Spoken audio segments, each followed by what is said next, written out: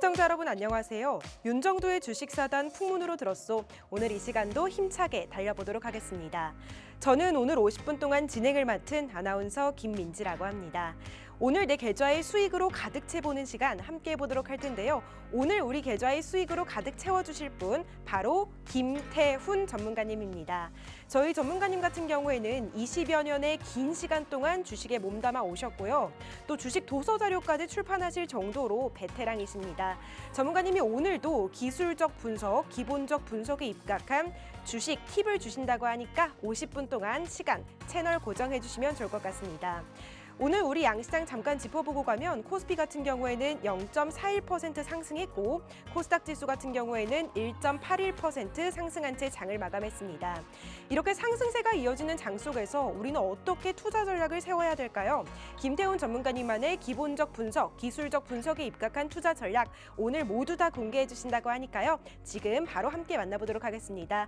저희 전문가님과 함께 하시는 방법 제가 짧게 소개해 드리도록 할게요. 문자로 보내시는 번호 샵 3989 입력해 주시고 보내는 내용으로 김태훈 이렇게 문자 보내주시면 저희 김태훈 전문가님께서 시청자 여러분들의 포트폴리오를 점검해 드립니다. 또 뿐만 아니라 50분 방송 시간 내에 못다한 이야기는 하단 자막 통해서 함께 하실 수 있는 교육방 통해서 진행되니까요. 하단 자막 통해서 저희 전문가님 교육방도 많이 함께 해주시길 바랍니다. 이제 본격적으로 저희 전문가님 모셔서 전문가님의 종목 발굴 팁, 매매 타이밍 잡기 그리고 히든 종목까지 만나볼 예정인데요. 먼저 김태훈 전문가님께 오늘 어떤 소식 준비해 오셨는지 여쭤보도록 하겠습니다. 전문가님 나와주세요. 안녕하십니까. 이제 내일이면 민족의 명절 설 연휴가 이제 돌아옵니다. 올해 2024년이 시작한 게 엊그제 같은데 벌써 한 달이 지나고 이제 두 번째 2월 달이 거의 이제 지나가고 있습니다. 그만큼 그 한 달 보름 정도의 짧은 시간 속에서도 우리나라 증시는 아주 요동을 쳤습니다. 아주 급락을 하다가도 다시 급등을 했죠. 그만큼 다이내믹한 시장이 우리나라 시장입니다. 그만큼 다이내믹하기 때문에 여러분들도 공부를 하셔서 그런 시장에 대응을 할 수 있는 그런 지식과 경험과 또 실력을 쌓으셔야 되는 것이죠. 자, 오늘 강의 시작하겠습니다. 지난번부터 계속 말씀드리지만 저는 기본적 분석과 기술적 분석을 굉장히 중요시합니다. 그게 주식 투자의 기본이자 또 A부터 Z라고 생각하기 때문이고 지금까지 20여 년이 넘게 투자해 오면서 그러한 방법론을 만들어서 수익을 내고 있습니다. 지금 보시게 되면 기본적 분석과 기술적 분석 크게 나눠보시면 기본적 분석은 종목을 찾는 것이라고 했고 이 기술적 분석은 그 찾은 종목을 어떻게 매매할 것인가에 대한 그 매매 타이밍을 잡는 방법이라고 말씀을 드렸습니다. 그래서 지난번부터 계속 강조해 드린 것을 다시 한번 리바이벌 하는 것은 제가 드리고 있는 이 강의의 가장 뼈다구가 바로 이 기본적 분석과 기술적 분석이기 때문입니다. 자, 이 앞에서도 말씀드렸지만 이 기본적 분석은 종목 찾기라고 말씀을 드렸어요. 그렇게 찾아진 종목을 기술적 분석을 통해서 어떤 매매 타이밍을 잡고 투자를 할 것인가, 즉 매수와 매도의 타이밍을 잡는 것이죠. 그리고 이렇게 찾은 종목을 매수했을 때 과연 어느 타이밍에 차익 실현을 할 것인지 아니면 이 손절매를 가슴 아프지만 손절매를 해야 될 것인지 그거에 대한 그 타이밍을 기다리는 것, 인내심을 갖고 기다릴 줄 아는 그 지혜와 용기를 가져야 그래야 수익을 가져갈 수 있다는 것을 다시 한번 말씀을 드리겠습니다. 자, 보시게 되면 요번 주에 제가 갖고 온 것은 저평가 우량주들뿐만 아니라 지금 시장에서 가장 핫하게 매매되는 이 테마주에 대해서 여러분께 말씀을 드리려고 합니다. 지금 항상 제가 말씀드리지만 이 주식은 이 매매 타이밍을 볼 때 발목에서 사서 상투에서 팔아야 제대로 수익을 낼 수 있다고 여러 번 말씀을 드렸습니다. 그리고 오늘은 히든 종목이 저PBR주라고 나와 있지만 이 저PBR주라기보다는 그 시장 내에 가장 핫한 테마주라고 말씀드릴 수 있을 것 같습니다. 자, 오늘 제 강의에 참여할 수 있는 방법을 여러분께 천천히 알려드릴 테니까요. 한번 지금 아나운서님의 알림 말씀을 듣고 다시 찾아오겠습니다. 네, 김태훈 전문가님이 오늘 50분 동안 어떤 내용으로 준비해 오셨는지 간략하게 설명해 주셨는데요. 먼저 종목 발굴하는 데 알려주신다고 하셨고요. 그리고 매매 타점 잡는 법까지 기가 막히게 설명해 주신다고 하셨습니다. 뿐만 아니라 마지막에는 저희 김태훈 전문가님이 하나하나 짚어오신 히든 종목까지 준비해 오셨는데요. 오늘 50분 동안 채널 고정해 주시면 좋을 것 같습니다. 저희 전문가님 지난 방송에서는 저PBR주 관련해서 설명을 해주셨잖아요. 오늘은 테마주 관련해서 소식을 준비해 오셨습니다. 지금 얼마 지나지 않아서 총선이 다가오고 있죠. 이 총선 관련해서 어떤 테마주를 집중해 보면 좋을지, 그리고 저 PBR 관련해서 어떤 내용을 다시 짚어볼 수 있을지 함께 보시면 좋을 것 같습니다. 저희 전문가님 교육방 함께 하시는 방법 제가 지금 한 번 더 설명해 드리도록 할게요. 지금 화면 보시면 오른쪽 아래에 네모난 모양의 QR코드가 하나 있을 텐데요. 그 QR코드에 휴대전화 기본 카메라 어플 켜시고 가까이 가져가시면 영어로 된 링크가 하나 보입니다. 그 링크 눌러주시면 저희 김태훈 전문가님 교육방 함께 하실 수 있고요. 50분 동안 못다한 이야기, 전문가님의 20년 투자 노하우, 방송 끝나고도 함께 하실 수 있습니다. 또 문자로 보내시는 번호 샵 3989 입력해서 문자 보내주시면 김태훈 전문가님께 포트폴리오 점검 받아보실 수 있는데요. 우리 김태훈 전문가님만의 기본적 분석, 기술적 분석에 입각한 포트폴리오 점검 어떤 내용인지 정말 궁금하시죠? 하단 자막 참고해서 문자 많이 보내주시길 바랍니다. 이제 본격적으로 두 번째 파트, 오늘의 테마주는 어떤 걸지 전문가님 통해서 교육 들어보도록 하겠습니다. 네, 예전에 그 2000년대 초반만 해도 그 광고 중에 그런 게 있었습니다. 어떤 아주머니께서 코스닥이 뭐예요라고 물어보는 그런 광고가 있었죠. 그것처럼 시장은 계속 변하고 있습니다. 요즘 시장에서 핫한 것은 바로 테마주죠. 그런데 테마주가 무슨 의미이고 무슨 뜻인지 모르시고 테마주라는 말을 쓰는 분들이 있죠. 테마주는 기본적으로 주식시장에서 이벤트가 발생했을 때 그 이벤트에 대해서 투자의 편의를 위해서 전문가들이 카테고리를 만들어 놓는 것을 말합니다. 여기서 키워드를 뽑아보시면 이벤트라는 키워드가 있고 투자의 편의, 그다음에 전문가, 그다음에 카테고리라는 게 있죠. 이거는 이 세부적으로 봤을 때 이 이벤트라는 것은 여기서 말하는 저 PBR주 같이 며칠 전에 그 대통령이나 금융위원회 위원장이 나와서 직접 저 PBR주에 대한 이 주가를 실적이 주가에 제대로 반영이 될 수 있도록 하자고 그렇게 말했던 것이 정부 정책 수혜주로 나타나고, 또 전기차나 반도체 같이 대기업들이 투자한다는 발표가 있을 때 그게 주가에 반영되는 걸 뜻합니다. 그리고 투자의 편이란 말 그대로 전문가들이 또 아니면 TV의 뉴스나 이런 경제신문이나 경제뉴스 나왔을 때 어떠한 그 카테고리를 한 무슨 반도체주니 무슨 저 PBR주니 이렇게 말을 했을 때 그거를 이 투자자들도 무슨 말인지 이해하고 있어야만 대화가 될 수 있고 그 다음 액션인 투자로 연결될 수 있는 것이죠. 그리고 이 전문가라는 건 대부분 보시면 시장 내에 어떤 말을 했을 때 그 말이 시장 내 울림을 가져오는 애널리스트나 또 오피니언 리더들을 뜻하는데요. 이런 분들이 증권시장에서 스피커로 통하시는 분들이 얘기를 할 때 이러한 테마주들이 만들어지는 것입니다. 그리고 이 카테고리라는 것은 말 그대로 그 어떠한 그 반도체면 반도체, 저 PBR이면 저 PBR 같이 이름 지어진 안에 다양한 종목들이 이름들이 쫙 나열이 되게 되죠. 그런데 이 종목이 나열되는 종목 중에는 진짜로 그러한 그러니까 테마에 영향을 받아서 실적과 연결돼서 수익을 가져갈 수 있는 종목도 있지만 은근슬쩍 슬그머니 거기에 이름을 올려서 작전이나 머니게임으로 가는 종목들도 있습니다. 그렇기 때문에 투자자 스스로가 그것을 구분할 줄 아는 경험과 또 실력이 있어야 되는 것이죠.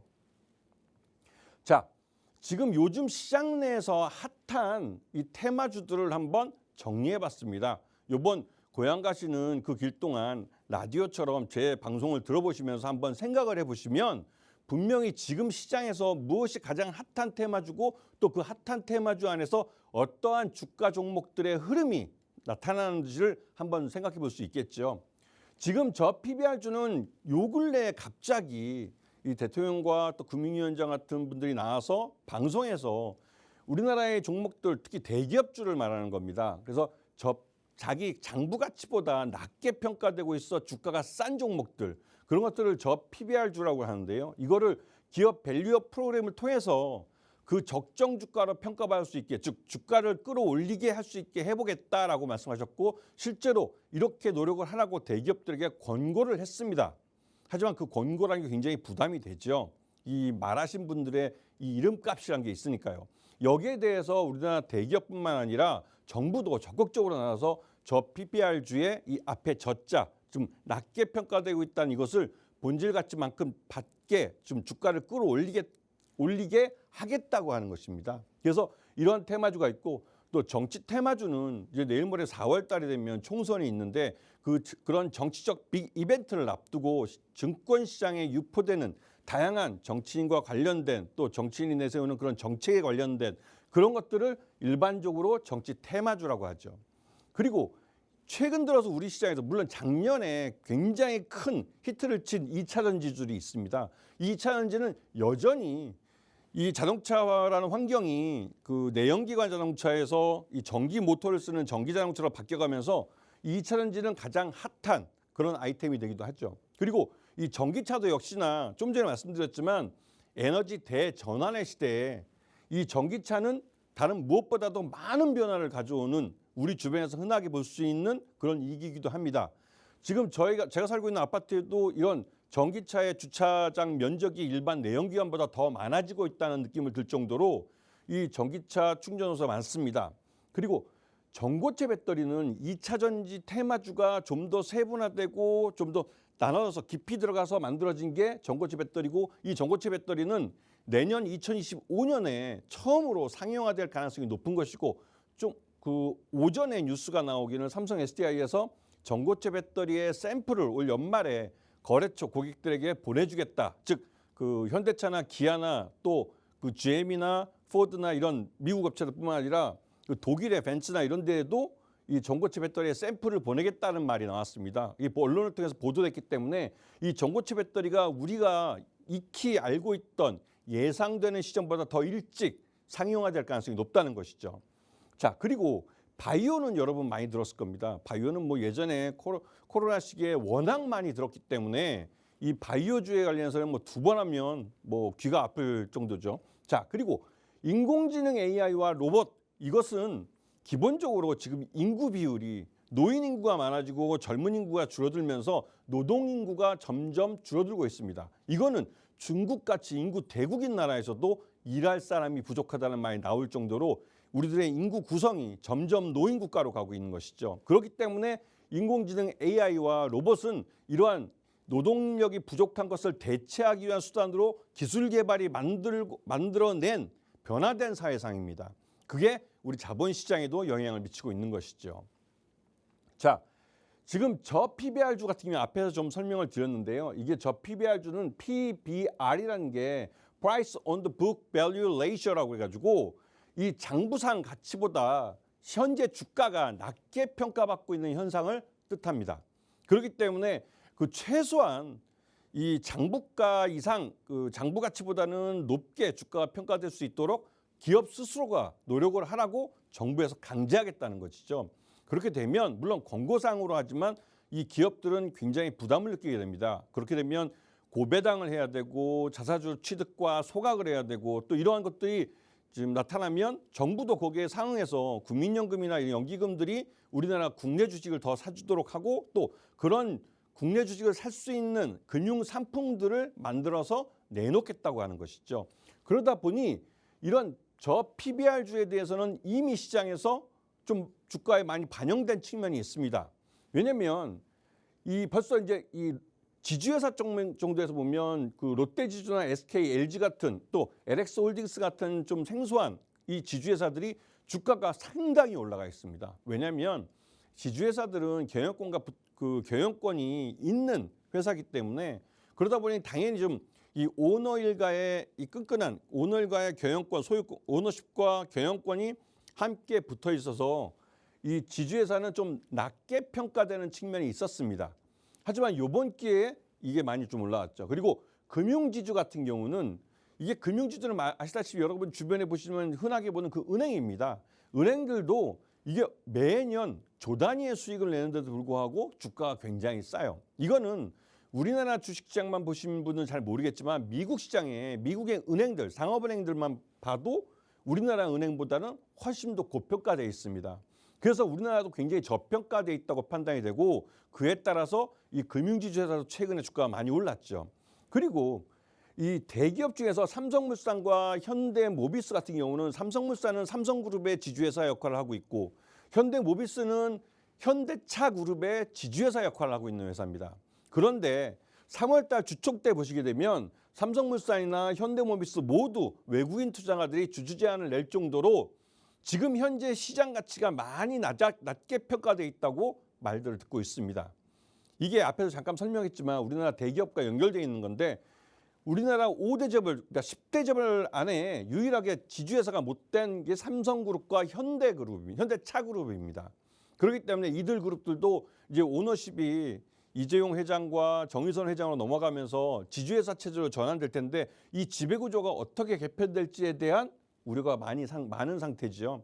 그래서 그에 따른 이 저 PBR 상태를 개선하기 위한 노력을 할 것이다라는 기대감이 있는 상태입니다. 그리고 다만 이 저 PBR주를 인위적으로 주가를 부양했을 때 이게 말 그대로 시장 내 가치보다 인위적으로 돈을 동원해서 이 돈의 힘으로 주가를 밀어올릴 꼴이 되기 때문에 시장 왜곡이 나타날 수 있다는 우려는 있습니다. 이 부분은 항상 인위적으로 시장에 개입을 해서 어떤 영향을 미치면 그에 대한 대가를 반드시 어떤 시점에는 그러니까 지불해야 한다는 그 교훈이 우리 시장에 있죠. 그렇기 때문에 이런 부분을 잘 보시고 급작스럽게 너무 많이 급등한 종목들은 조심할 필요가 있습니다. 자, 그리고 이 정치인 테마주들은 그러니까 정치 테마주들은 이 총선이라는 정치 이벤트가 앞에 있기 때문에 지금 관심을 좀 가져야 되는데요. 여기에 대해서 우리나라 지난 대선 때도 그렇고 윤땡땡 테마주니 이땡땡 테마주니 이런 것들이 많이 나왔습니다.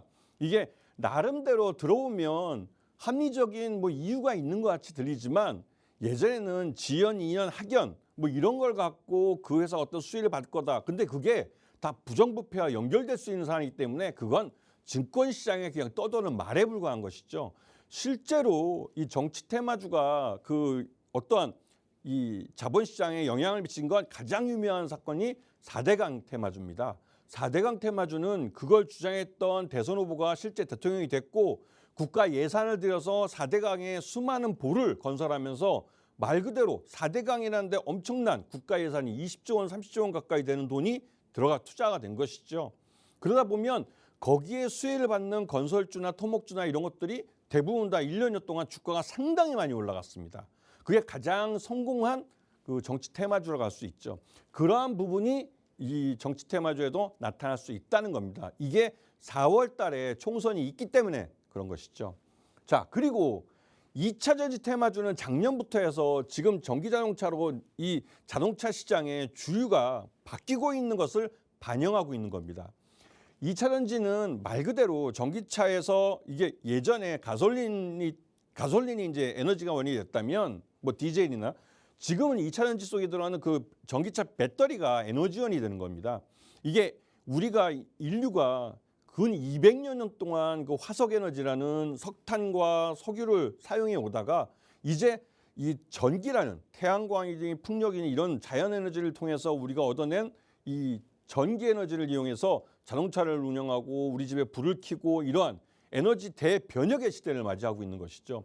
그 핵심적인 산업이 바로 2차 전지입니다. 그리고 이 2차 전지에 속해 있는 가장 유명한 배터리 업체 LG 에너지 솔루션과 삼성 SDI, SK온 이런 회사들은 세계적인 회사들이고 이런 회사들을 우리나라가 갖고 있으면서 새로운 양질의 일자리를 만들어내고 또 새로운 부가가치를 만들어낼 수 있는 것이죠.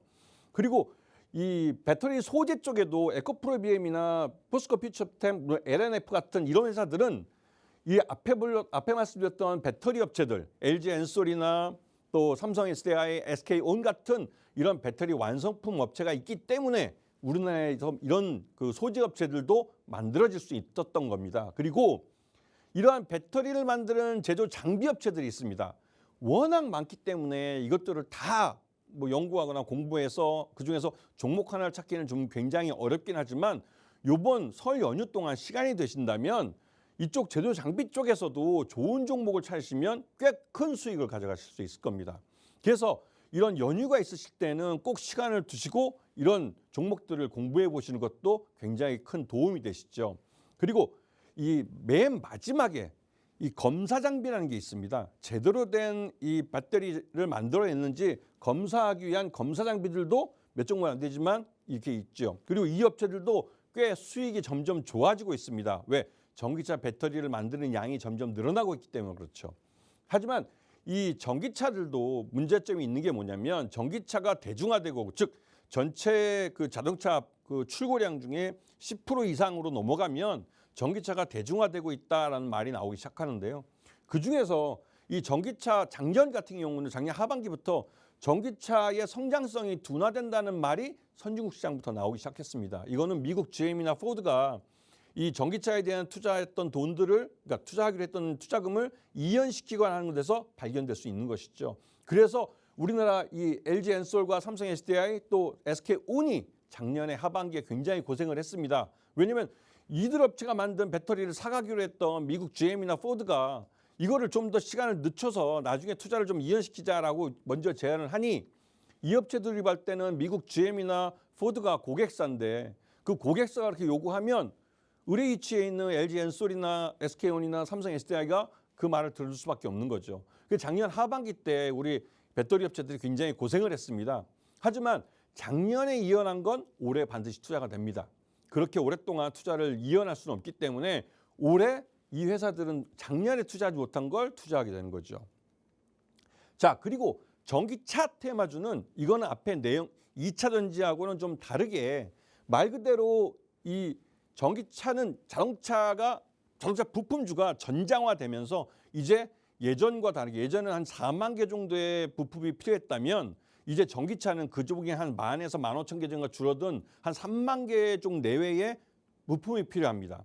그리고 가장 중요한 엔진이라는 그 내연기관이 사라지고 그 자리를 전기 모터가 대신하고 또 이 전기차 배터리 2차 전지가 차지하게 되는 거죠.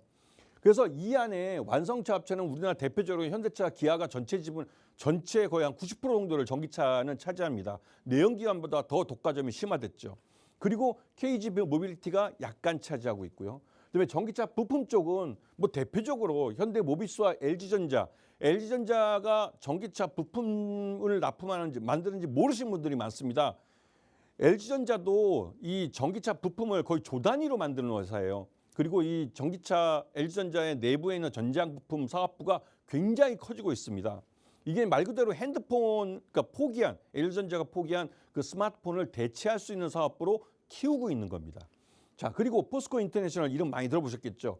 여기에 있는 회사들 하나하나가 이 전기차 부품 쪽에서는 나름대로 현대차와 기아에 납품을 많이 하면서 사세를 키워가고 있는 업체들입니다. 그리고 가장 중요한 건 전기차도 예전에 없던 그 엄청나게 무거운 여러분들이 이제 전기차 배터리를 직접 만져보셨는지 모르겠지만 저도 예전에 광주 과기원이라고 그 지스트라고 그러는데 거기 가면 그 안에 이제 자동차 관련된 즉 기아 자동차가 있는 데서 그런지 모르지만 전기차 관련된 전시물이 많은데요. 그때 한번 이 전기차 충전기를 한번 세일을 한번 들어봤는데 이게 꽤 무겁더라고요. 근데 그런 무거워진 그 2차 전지라는 큰 그 전기차 그 배터리가 자동차 안에 들어옴으로 해서 한 번 충전했을 때 주행할 수 있는 거리가 짧아질 수 있습니다. 그렇기 때문에 다른 부품들의 그런 안정성이나 이런 걸 고려해서 무게를 줄이거나 가볍게 만들고 또 그러면서 또 튼튼하게 그렇게 만들어서 이 차량 경량화를 이걸 만들어내야 되는 것이죠. 그래서 차량 경량화에 관련된 종목들도 이게 현대차와 기아에게는 굉장히 중요한 파트너사들입니다. 그래서 함께 데려가게 되는 거죠, 이 업체들을.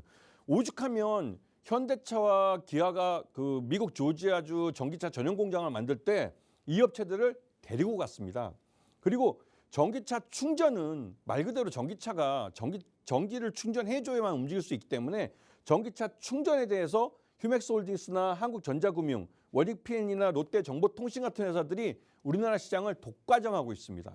그래서 이런 업체들을 잘 공부해 두시면 그 전기차 관련된 SOC 투자에 대한 뉴스가 나오면 이 종목들을 움직인다는 걸 금세 아실 수 있을 거예요. 물론 이 업체들도 이 전기차 테마주도 앞에 2차 전지와 마찬가지로 전기차 대중화와 전기차 시장 성장률 둔화에 영향을 받습니다. 하지만 전기차 충전 관련된 것은 오히려 SOC가 더 많이 보급이 돼야만 전기차가 팔리기 때문에 지금 더 많이 이 투자가 이루어지고 있는 분야죠. 그리고 아까 말씀드렸던 바이오주인데요. 이 바이오주는 지난 코로나 시기에 너무나 많은 사람들이 너무나 많은 뉴스들을 접했습니다. 나중에 바이오주는 제가 따로 시간을 내서 설명을 좀 드리고 싶은데요. 이 바이오주 중에 요즘 시장에서 핫한 건 이 비만 치료제와 당뇨 치료제 같은 성인병 대상의 그 치료제를 만드는 겁니다. 특히나 이러한 질병은 선진국병형이라고 해서 우리나라 같은 선진국, 우리나라나 일본, 미국, 그다음에 이 유럽 같은 선진국들에서 말 그대로 이제 편안하고 이제 편안하게 돈 이제 먹고 살 수 있는 그런 나라들에서 생기는 질병들인데 이 사람들이 돈이 있으니 치료비를 사는데 돈을 아낌없이 씁니다. 그렇기 때문에 시장은 분명히 있지만 아직까지 의학 기술이 발전하지 못해서 이러한 약들을 못 만들고 있었죠.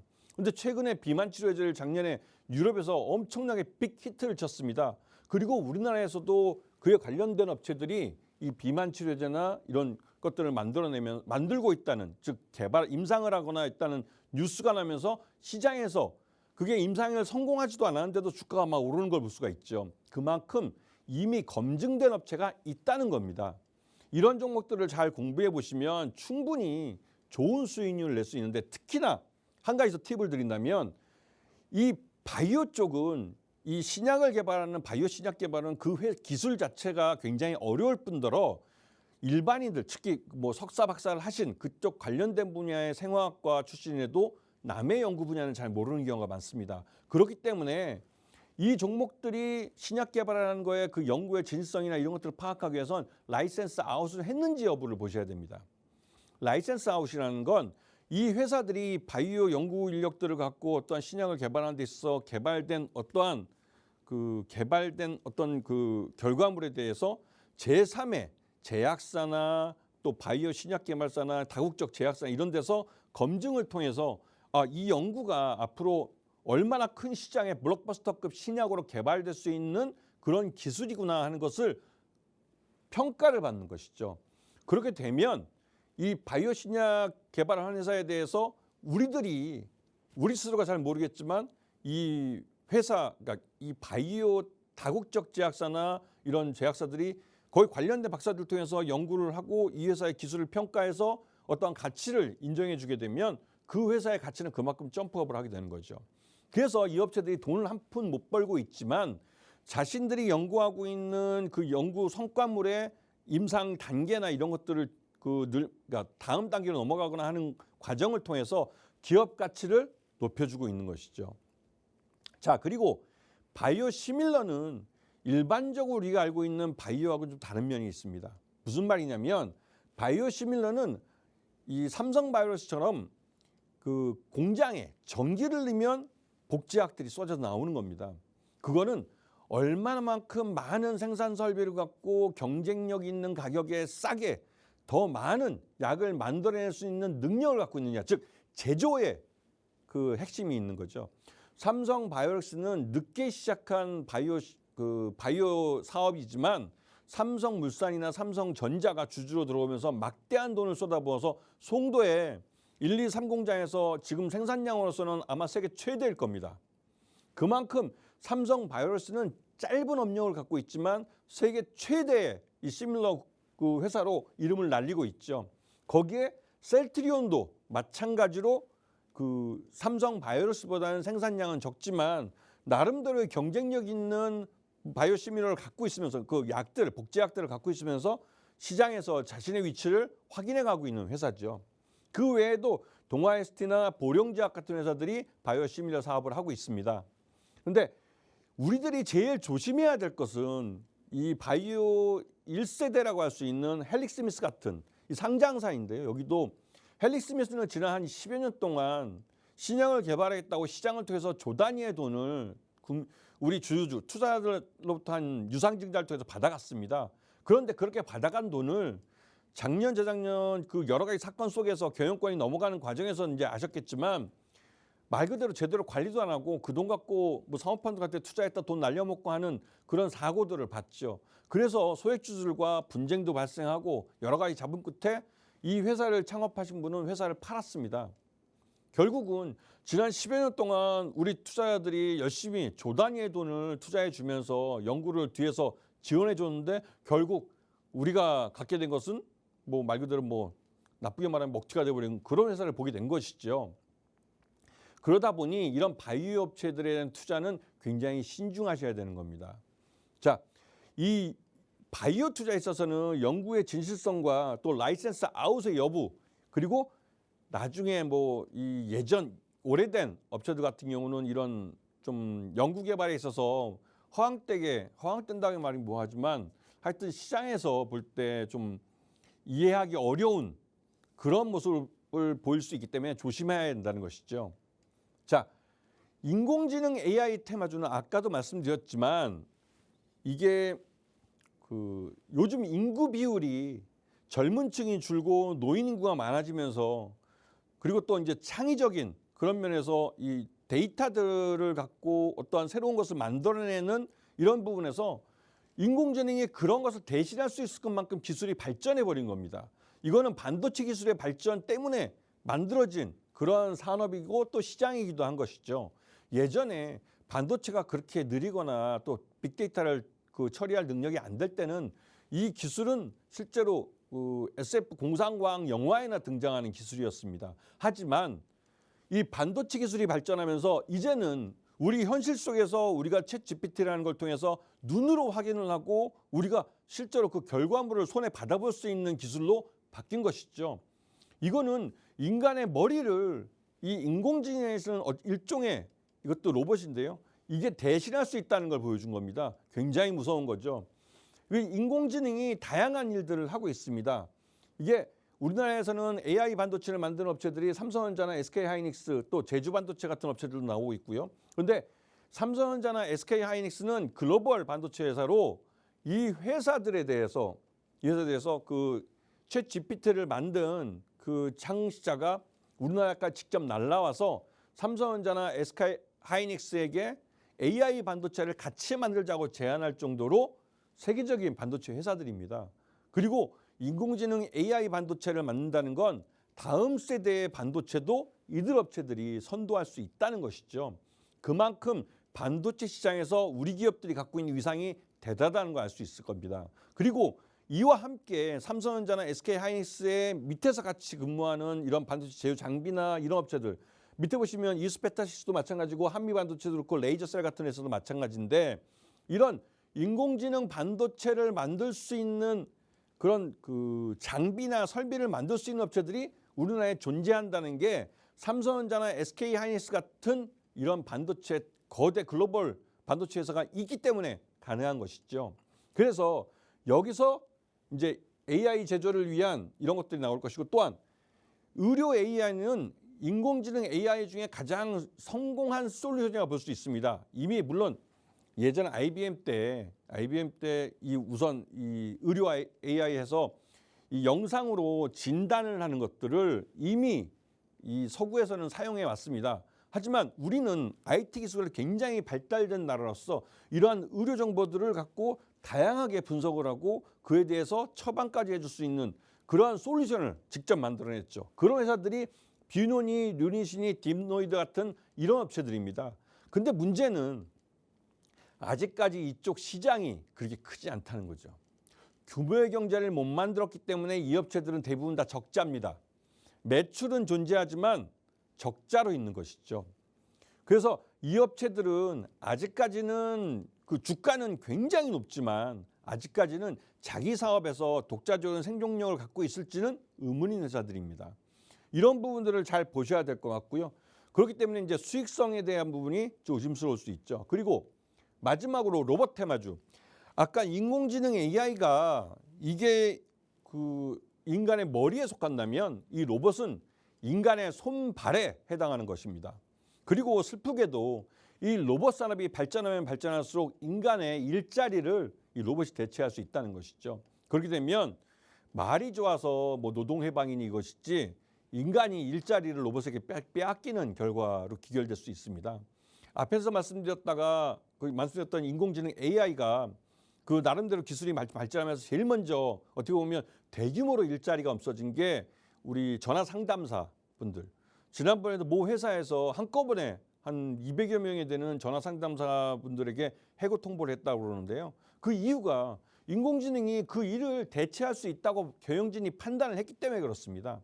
그러면 여기서 문제는 이 로봇도 그렇고 이 인공지능 AI도 그렇고 이러한 것들이 인간의 일자리를 빼앗는다면 그 일자리에서 쫓겨난 인간들은 어떻게 해야 할 것인가? 이런 부분을 좀 고민을 해야 되지 않을까? 물론 이 부분은 투자자로서 나도 인공지능 AI 관련주에 투자를 하고 또 로봇주에 투자하면서 수익을 가져가지만 그 인공지능 AI와 로봇주 때문에 일자리를 빼앗기는 사람들을 위해서 뭔가 좀 고민을 해봐야 되지 않을까라는 생각이 좀 듭니다. 그래서 서구 유럽에서는 이 로봇이 점점 인간의 일자리를 뺏을 만큼 발전하면서 로봇세라는 것을 도입을 하죠. 우리나라도 이런 로봇세를 좀 검토를 했으면 좋겠습니다. 이게 세계적인 추세인데 아직까지 그게 대해서 공론화의 장이 안 돼 있는 것 같아서 잠깐 말씀을 드렸고요. 이 로봇은 말 그대로 노동력 부족을 메꾸는 데 사용되는 겁니다. 이게 우리나라는 좀 약하지만 그 가까운 일본만 해도 2년에 한 번씩 로봇 전시회를 일본 도쿄에서 합니다. 아이렉스라는 전시회인데요. 제가 그 코로나 터지기 전만 해도 2년에 한 번씩 꼬박꼬박 가서 봤습니다. 볼 때마다 일본의 로봇 기술이 대단하다는 걸 느끼고 또 중국이 산업용 로봇에 있어서는 중국도 굉장히 빠르게 발전하고 있다는 걸 알 수 있죠. 그것은 이 로봇이라는 게 말 그대로 그 대량 생산이나 이런 거 옛날에 산업용 로봇에 많이 쓰였지만 그 요즘은 이제 서비스 로봇까지 넘어가서 우리 가정에서도 가장 쉽게 볼 수 있는 로봇 청소기 같은 경우 우리가 가장 귀찮아하고 또 하지만 해야 될 그 로봇 그 청소를 로봇이 대체해 주는 거죠. 돈만 좀 지불하면 그 로봇이 하루 종일 청소하고 있습니다. 그리고 전기가 지가 배고프면 가서 전기 바로 지가 충전을 하죠. 그만큼 똑똑해졌습니다. 그런데 이러한 또 여기다 또 이제 이 로봇은 다양하게 볼 수가 있는데요. 아까 말씀드린 로봇 제조 가장 유명한 두산 로보틱스, 그다음에 레인보우 로보틱스는 삼성이 아예 그냥 콜옵션 행사해서 경영권을 다 가져가고 이름도 삼성 로보틱스로 바꾸겠다고 공시가 나온 걸로 알려져 있습니다. 그만큼 이 대기업들이 로봇 시장에 빠르게 뛰어들고 있고 또 의료 로봇 같은 경우는 수술을 대체하는 건데요. 의사가 지금 부족하다는 말이 나오지 않습니까? 그래서 수술을 대체하는 수술 로봇을 이제 만들어서 병원들에게 이제 대형 병원 위주로 먼저 보급을 하고 있죠. 그렇게 되면 부족한 의사를 그러니까 수술 로봇이 대체할 수 있는 겁니다. 그리고 로봇 M&A 관련해서 이 에브리봇이나 T-로보틱스, 뉴로메카, 특히 이 뉴로메카 같은 경우는 이 로봇의 핵심적인 부품을 국산화해서 갖고 있는 회사입니다. 그런 부품 능력을 갖고 있기 때문에 이런 회사는 솔직히 대기업이 로봇 산업에 뛰어들 때 가장 먼저 인수하고 싶은 회사죠. 그런데 중요한 건 로봇 시장은 처음에 로봇을 개발할 때 R&D 비용으로 막대한 돈이 들어갑니다. 하지만 그 부산물로 결과물로 나온 그 시장 자체는 아직까지는 규모가 작죠. 그래서 인풋 대비 아웃풋이 적기 때문에 적자인 회사들이 많습니다.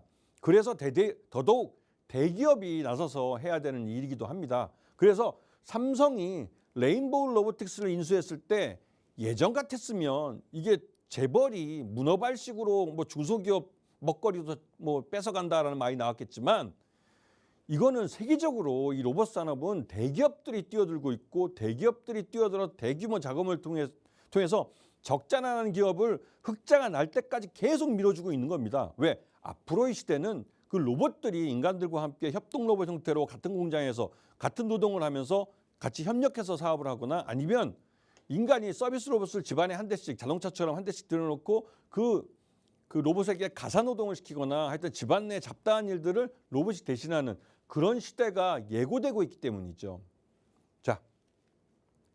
자 여기서 보면 잊혀진 테마주라는 게 있습니다. 예전에 메타버스 같으면 코로나 때 엄청나게 이름을 많이 알렸지만 지금 여러분 이 메타버스 기억하는 분이 누가 있습니까? 아무도 없죠. 그다음에 코로나 관련해서 백신이나 치료제 개발하겠다고 하신 분들 중에 지금 이 임상을 계속하는 분들은 그나마 양심이 있다고 보이는 분들이 많고 임상을 포기해버려서 말 그대로 우리 세금만 낭비하게 된 결과를 가져온 분들도 있습니다. 그다음에 리튬은 대표적으로 이제 해외 자원 개발과 연결된 것이기도 한데 자원 개발은 제대로 성공한 적이 없습니다. 대기업으로서 대우 인터내셔널이 지금 포스코 인터넷 이름 바뀌어서 미얀마 가스전을 개발해서 성공한 게 가장 큰 성공 케이스이기도 합니다. 그리고 그래핀 소재는 지금도 이거는 계속되고 있지만 이 연구실에서 예술 작품 하나로 샘플을 만들 수 있는데 양산이 안 되는 겁니다. 양산이 안 되는데도 계속 우리 시장에서 그래핀 갖고 뭘 하겠다고 공신을 하고 하는 기업들이 있죠. 하지만 공장에서 양산했다는 그 다음 공신은 나온 걸 본 적이 없습니다. 그렇기 때문에 이런 부분을 잘 조심하셔야 되고 이게 돈이 안 되기 때문에 다시 한번 신중하게 잘 보셔야 한다는 거죠. 자, 이제 이러한 테마주를 활용하는 방법은 진실성, 즉 기술과 시장이 있는지를 보시고 수익성, 실제 수익을 내는 기업이 있는지 보시고 지속성은 정부나 대기업처럼 오랫동안 투자를 해줄 수 있는 기업이 있는지 보시고 성장성은 말 그대로 이 기술이 어떠한 시장으로 갈 수 있는지 얼만큼 성장할 수 있는지 보시고 안정성은 투자하는 시점에 있어서 이게 거짓말이 아닌지 앞에 거 네 가지를 다 검토해 보신 후에 투자를 하셔야 한다는 것이죠. 자, 다시 한번 제가 하는 이 공방이나 여기에 그러니까 참여하시는 방법을 듣고 다시 돌아오겠습니다. 네, 저 같은 경우에도 주식을 처음 공부했을 때 테마주가 정말 어려운 부분이었는데요. 이 테마주 범위가 워낙 광범위하고 이 테마주를 어떻게 활용해서 운용해야 될지 궁금하신 분들 김태훈 전문가님 교육 잘 참고해 주시면 좋을 것 같습니다. 전문가님께서 잊혀진 테마주부터 테마 종목, 테마주 활용 방법까지 꼼꼼하게 가르쳐 주셨으니까요. 오늘 교육 참고하셔서 앞으로 투자 전략 꼼꼼하게 세워가시면 좋을 것 같습니다. 이제 다음 순서로 넘어가 볼 예정인데요. 이번에는 김태훈 전문가님이 오늘 픽해 오신 종목들에 관련해서 설명해 주실 예정입니다. 첫 번째로는 미국 전기차 배터리 공장, 물류 공장의 로봇 관련 수혜주를 말씀해 주실 거고요. 두 번째 종목으로는 저희 2차 전지와 반도체 투자를 재개하면서 앞으로 우상향이 기대되는 종목 픽해 오셨다고 합니다. 그리고 마지막으로는 히든 종목이 준비되어 있는데요. 어떤 종목들 가져오셨는지 지금 바로 만나보시죠. 네, 다시 돌아왔습니다. 제가 이번에 가져온 종목은 T-로보틱스라는 업체와 또 신성 ENG라는 업체입니다. T-로보틱스는 말 그대로 이름에 로봇이라는 말이 들어가 있듯이 이 업체는 이 기능성 로봇을 만들고 산업용 로봇을 만들고 하는 그런 로봇을 만드는 회사입니다. 근데 이 회사가 특히나 요즘 시장에서 회자되는 건 SK온이라는 전기차 배터리를 만드는 업체의 미국 전기차 배터리 공장에다가 이 물류 로봇을 납품을 한다는 게 결정이 됐기 때문에 그렇죠.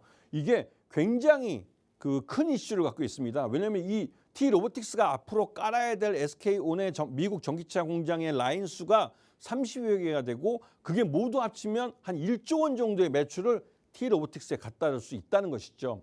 그래서 SK온이 T-로보틱스를 인수할 수도 있다는 소문도 있습니다. 신성이 엔진은 이 업체는 반도체 클린룸, 2차 전지의 드라이룸을 만드는 업체입니다. 근데 이게 작년에 다 투자가 이연이 됐죠. 그래서 이 업체가 올해 이연된 투자 때문에 실적이 좋아질 거라는 그런 소문이 시장에 있죠. 자, 그리고 마지막에 히든인데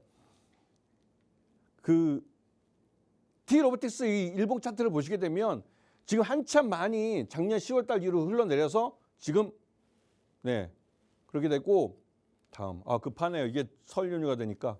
자, 신성 ENG 같은 경우는 이것도 역시나 작년 10월 달 이후로 많이 하락했습니다. 하지만 벌써 올해부터 실적이 좋아진다는 소문이 이제 야금야금 더 하락하지 않고 야금야금 저가의 매수해서 들어오는 걸 볼 수가 있죠. 자, 다시 한번 숨차지만 갔다 오겠습니다. 네, 저희 김태훈 전문가님 교육 잘 들어보셨죠? 전문가님 교육 이 생방송 중에 7분 정도 남았는데요. 이 7분이 지나고 나면 김태훈 전문가님 교육방에 함께 하실 수 없습니다. 남은 시간 동안 전문가님 교육방 함께 하시는 방법 하단 자막 참고해서 김태훈 전문가님 교육방 함께 해주시길 바랍니다.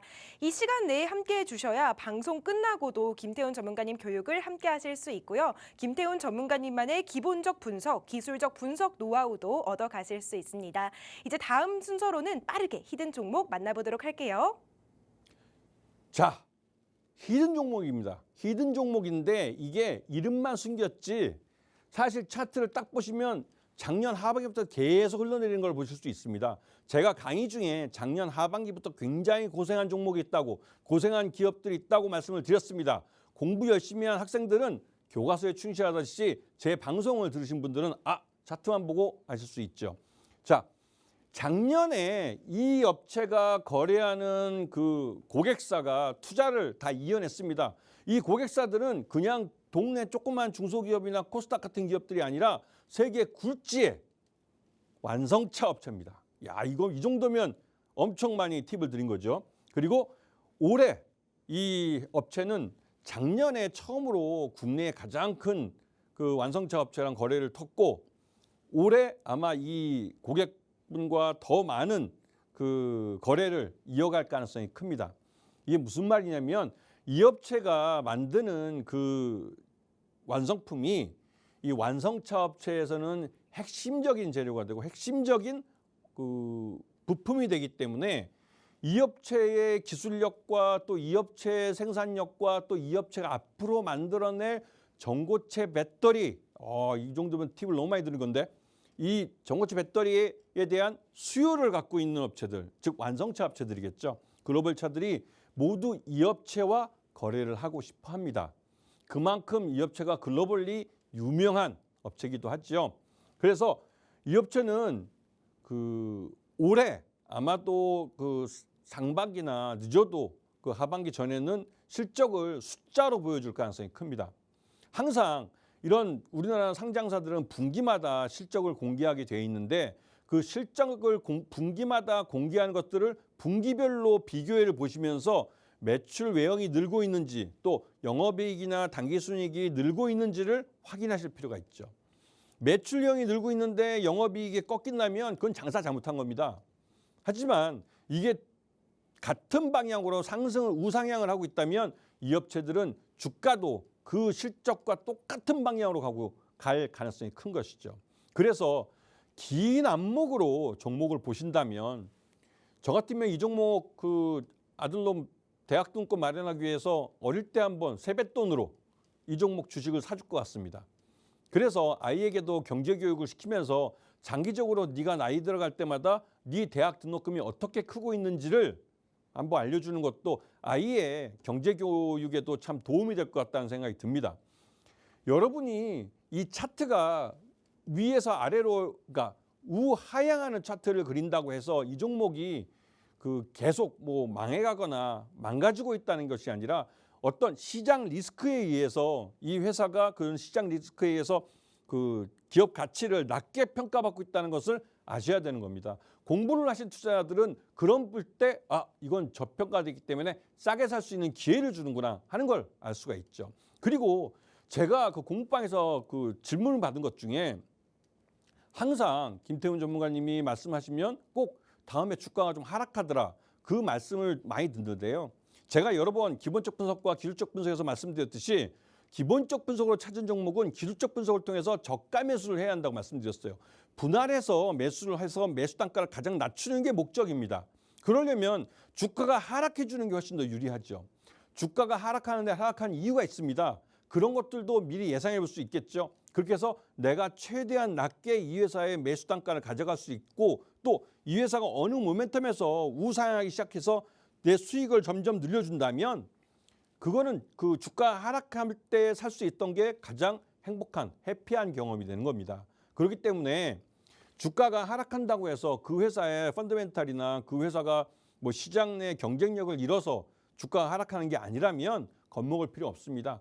여러분에게 싸게 살 수 있는 기회를 주는 겁니다.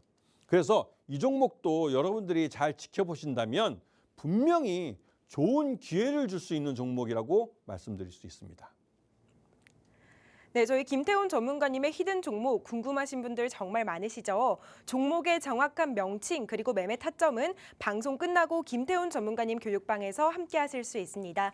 교육방 통해서 전문가님이 종목에 대한 자세한 설명 진행될 예정이고요.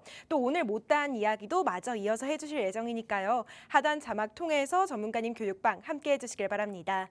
아쉽지만 저희가 준비한 내용은 여기까지입니다. 덧붙여 본 방송에서 제공하는 투자 정보는 투자 판단에 대한 참고 자료일 뿐이며 해당 종목의 가치 또는 상승과 하락을 보장하지 않습니다.